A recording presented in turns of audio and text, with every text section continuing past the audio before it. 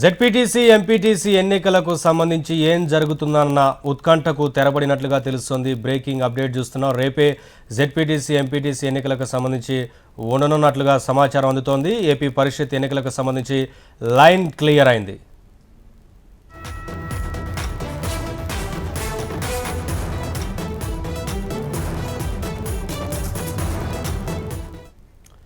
Right, మా correspondent Ram ఇదే అంశానికి సంబంధించి డీటెయిల్స్ అందిస్తారు. రామ్, ఏపీ పరిషత్ ఎన్నికలకు సంబంధించి లైన్ క్లియర్ అయినట్లుగా తెలుస్తోంది. ఏంటి అప్డేట్స్?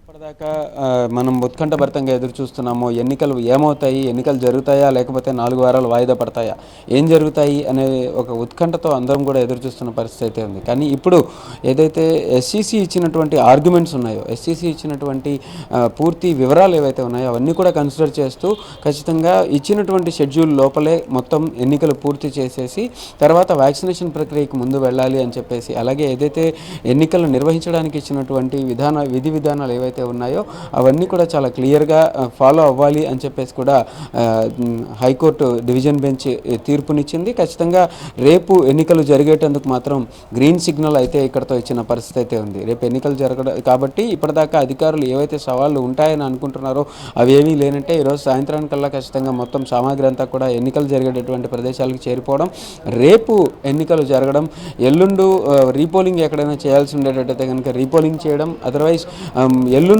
మొత్తం ఫలితాల విడుదల కూడా ఉండేటటువంటి అవకాశం అయితే కనిపిస్తుంది. మొత్తానికి ప్రాసెస్ మొత్తం సజావుగా స్మూత్గా ఏదైతే ఎస్సీసీ నిర్వహించాలనుకున్నటువంటి ప్రాసెస్ ఉందో ఆ ప్రాసెస్ ప్రకారమే ముందుకెళ్ళబోతోంది. ఏదైతే అత్యున్నత న్యాయస్థానం ఇచ్చినటువంటి తీర్పు కానీ గైడ్లైన్స్ కానీ ఉన్నాయో అవి అప్పటికి సంబంధించినటువంటి ఆ కాలానికి సంబంధించినటువంటి కేసుకి రిలేటివ్గా ఇచ్చినటువంటి గైడ్లైన్స్ కానీ భావించాలని ఇప్పుడు ఉన్న పరిస్థితుల్లో ప్రజా ప్రయోజనాల దృష్ట్యా, అదర్వైజ్ ఇక్కడ కోవిడ్ పాండమిక్ సిచ్యువేషన్ దృష్ట్యా కూడా ఇక్కడ వీటిని కన్సిడర్ చేస్తూ ముందుకు వెళ్లాల్సిన పరిస్థితులు ఉన్న నేపథ్యంలో ఖచ్చితంగా ఈ ఎన్నికల నిర్వహణ అనేది మాత్రం ఖచ్చితంగా ముందుకు వెళ్ళాలి అని చెప్పేసి నిర్ణయం తీసుకున్నట్టుగా కూడా మనకి ఇప్పుడే వచ్చినటువంటి తీర్పుని బట్టి తెలుస్తుంది. Naveen, thank you Ram.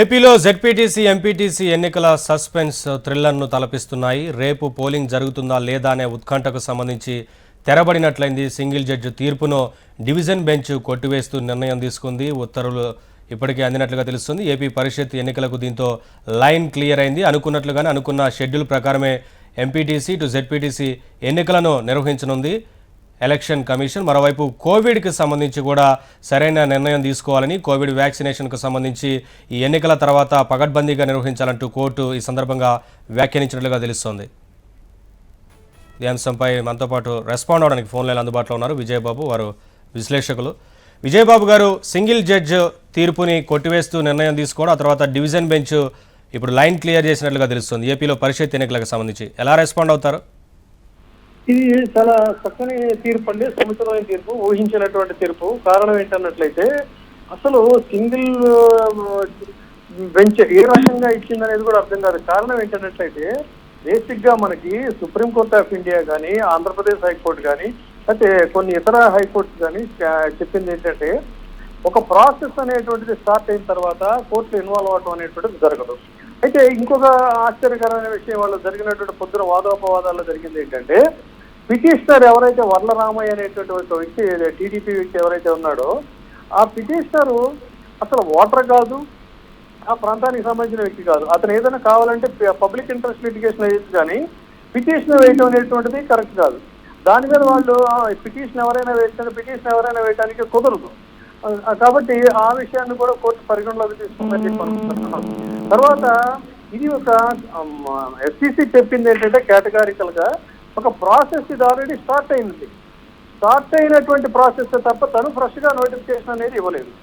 And more ఎవరు మనకి ఈ election commission code of conduct కూడా ఎంతకాలం ఉండాలి, దీనికి పరిధి ఏంటి, లిమిటేషన్స్ ఏంటి అనేది ఎక్కడ కూడా పేర్కొనలేదు. ఆ పాయింట్ కూడా చాలా వ్యాలిడ్ పాయింట్.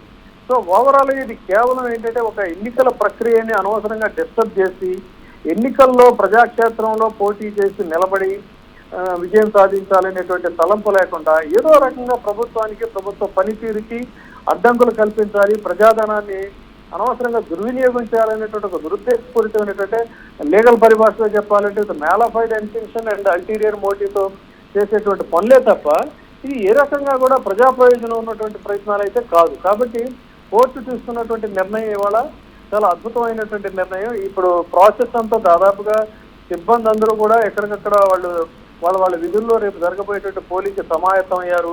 బోల్డంత భారీ వ్యయంతో అన్ని కూడా ఏర్పాట్లు అన్ని కూడా జరగడం జరిగింది.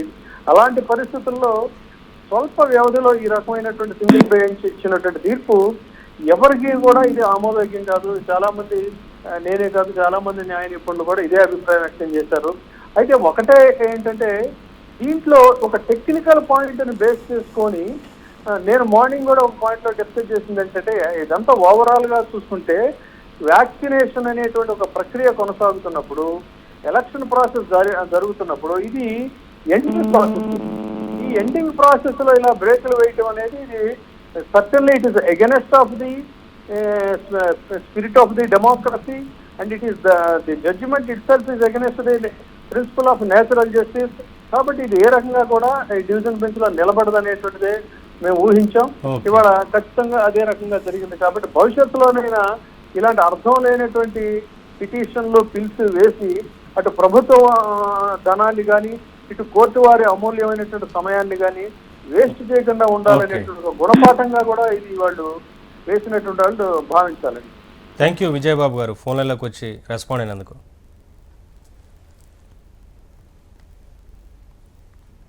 పూర్తి ప్రతి చదివిన తర్వాత కానీ అర్థం కాదు. బట్ ఓవరాల్గా అయితే హైకోర్టు 4 వారాల అవుటర్ లిమిట్ అనేది పెట్టాల్సిన అవసరం లేదు. ఆ 4 వారాల అవుటర్ లిమిట్ అనేది సుప్రీంకోర్టు చెప్పిన దానికి అది మ్యాక్సిమం లిమిట్ కాబట్టి ఎంత టైం లిమిట్ పెట్టాలనేది ఎలక్షన్ కమిషన్ ఇష్టం అనే వాదంతో ఏకీభవించినట్టుగా ఈ జడ్జిమెంట్ సారాంశం కనబడుతుంది. ఇంకా పూర్తి ప్రతి వచ్చిన తర్వాత దీని మీద ఒక క్లారిటీ వచ్చే అవకాశం ఉంది. సో ఓవరాల్గా హైకోర్టు ఇచ్చినటువంటి నిర్ణయం ఎలక్షన్ కమిషనర్ తీసుకున్న నిర్ణయానికి ఇచ్చిన నోటిఫికేషన్కి ఒక వాట్ యు కాల్ దట్ వాళ్ళు తీసుకున్న నిర్ణయం సహేతుకమైనటువంటి ఆలోచన, వాళ్ళు హ్యాపీ ఫీల్ అయ్యేటువంటి అంశం. ఎలక్షన్ ప్రాసెస్ కూడా చాలా తక్కువ సమయం ఇచ్చినప్పటికీ ప్రజాస్వామ్య వ్యవస్థలో ఎలక్షన్ ప్రాసెస్ ఆపటం అనేది హైకోర్టు మంచిదని భావించలేదు. సో ఎలక్షన్ ప్రాసెస్ స్టార్ట్ అయిన తర్వాత ఎలక్షన్ కంటిన్యూ అవ్వాలి. సో 4 వారాల అవుటర్ లిమిట్ అనేది ఎలక్షన్ కమిషన్ పాటించిందనే హైకోర్టు డివిజన్ బెంచ్ భావించిందనేది మాకు అర్థమైనటువంటి అంశం. ఇంకా పూర్తి సారాంశం వచ్చిన తర్వాత ప్రతికి సంబంధించి జడ్జిమెంట్కి సంబంధించి మరి పిటిషనర్లు ఏ విధంగా టర్న్ తీసుకుంటారు, ఏ విధంగా ఎలక్షన్స్ ముందుకెళ్తారు, ఎలక్షన్ రిజల్ట్ డిక్లేర్ చేయకపోతే మరలా సింగిల్ జడ్జి ముందు ఏ విధంగా వాదనలు ఉంటాయనే తెలియదు. బట్ ఎలక్షన్ ఒక్కసారి స్టార్ట్ అయ్యి రేపు 8 గంటలకి 7 గంటలకి ఎలక్షన్ స్టార్ట్ అయిన తర్వాత ఇక ఆ ప్రాసెస్ హైకోర్టు కానీ సుప్రీంకోర్టు కానీ ఆపే ప్రసక్తి ఉండదు. కాబట్టి as of now we can say that Andhra Pradesh రాష్ట్రంలో ఎన్నికలు సజావుగా జరుగుతాయి అని అయితే మనం అందరం కూడా భావించాలి. Thank you so much. Single judge ఇచ్చినటువంటి తీర్పులో ఒకటి ప్రధాన అంశం local stand of the petitioner. అంటే పిటిషన్ వేసినటువంటి వ్యక్తి ప్రజా ప్రయోజన వాద్యం కింద వేశారా లేకపోతే ఇండివిజువల్ కెపాసిటీలో వేశారా? సో ఇండివిజువల్ కెపాసిటీలో ఆయన అగ్రీవ్డ్ పార్టీ కాదు, ఎందుకంటే బికాస్ ఈ neither contested nor representative of any political party. Individual కెపాసిటీలో పిటిషన్ వేసినప్పుడు పబ్లిక్ ఇంట్రెస్ట్ లిటిగేషన్ వేయాలి తప్ప రిట్ పిటిషన్ రూల్స్ ప్రకారం రిట్ వేయడానికి పనికిరాదు అనేది ప్రభుత్వం ఎలక్షన్ కమిషన్ వాదన. దాంతో ఏకీభవించింది. అయితే పూర్తి స్థాయిలో పిటిషనర్ ఇండివిజువల్ కెపాసిటీలో వేశారు కాబట్టి ఎలక్షన్ కమిషన్ పూర్తిగా ఇండివిజువల్ కెపాసిటీలో వేసిన పిటిషన్ని తోసిపుచ్చాలి అని చెప్పేసి అయితే డివిజన్ బెంచ్ ముందు ఆర్గ్యుమెంట్ చేశారు. బహుశా దానికి సింగిల్ జడ్జి ఇచ్చినటువంటి తీర్పులో ఈ అంశాన్ని హైకోర్టు డివిజన్ బెంచ్ కన్సిడరేషన్లోకి తీసుకుందనేది భావించాలి. Thank you so much.